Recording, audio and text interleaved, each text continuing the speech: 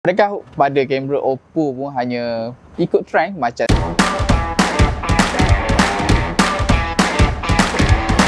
nak beli phone, tablet, aksesori Android atau iPhone? Tak payah keluar rumah. Beli terus di FM Mall, mudah, cepat dan terus sampai depan pintu. Hai guys, kembali lagi. So, dengan tanda harga RM3,699 untuk Oppo Find X9 ni, yang aku rasa untuk sebuah phone flagship, antara fungsi yang kita paling nakkan ialah dia punya kamera. Adakah pada kamera Oppo pun hanya ikut trend macam Xiaomi, macam Honor yang collab dengan brand kamera? Tapi aku rasa ini berbeza. So dalam video ni, jom aku share sikit apa yang korang akan dapat tentang kamera pada Oppo Find X9 ni. Jom aku share. Oppo Find X kali ni memang tak main-main bila bab kamera, sebab dia datang dengan Hasselblad Master Camera System, setup 3 kamera 50MP yang mana kelas flagship yang betul. Kat belakang ni ada sensor utama Sony LYT808 f1.4 dengan OIS ultra wide 50MP dengan autofocus dan periscope telefoto 50MP LYT900 yang juga ada OIS serta 3 kali optical zoom plus 6 kali lossless zoom. Pendek kata, dari dekat, jauh, siang ataupun malam, semua steady gila. Menariknya, sensor utama LYT808 ni bukan calang-calang sebab dia warisan terus dari Find X8 Pro. Antara kamera yang pernah dapat pujian ramai daripada pengguna. Beza kali ni, Oppo buat kejutan besar.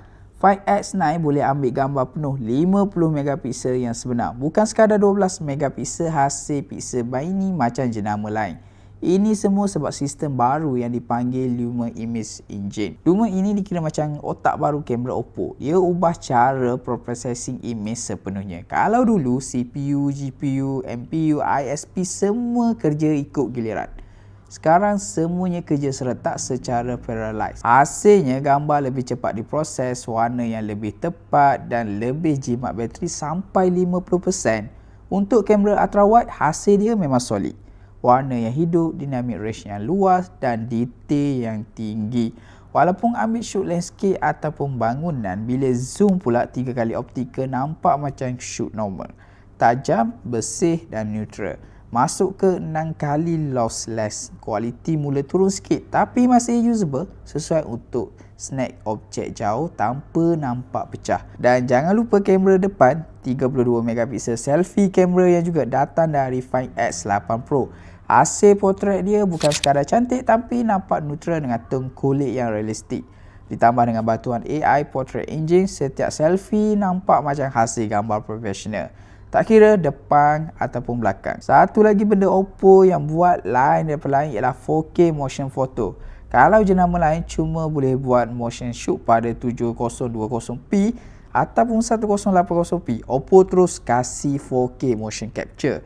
Jadi daripada hasil gambar, korang boleh extract klip pendek dalam kualiti 4K. Perfect, tangkap momen spontan macam anak tengah gelar ataupun aksi sukan, tapi masih dapat video yang tajam gila. Kesimpulannya, kamera Oppo Find X9 ni memang bukan sekadar yang upgrade yang kecil, tapi satu lonjakan yang besar dalam fotografi. So, apa pendapat korang tentang kamera pada Oppo Find X9 ni? Adakah berbalik untuk korang miliki? Cuba korang komen. Dan kalau korang berminat nak dapatkan smartphone flagship terbaru daripada Oppo ni, boleh beli. Aku dah sediakan link dekat bawah tu. Kita jumpa next video. Jangan lupa like, komen, share dan subscribe channel Factory Mobile. Factory Mobile, your gadget solution.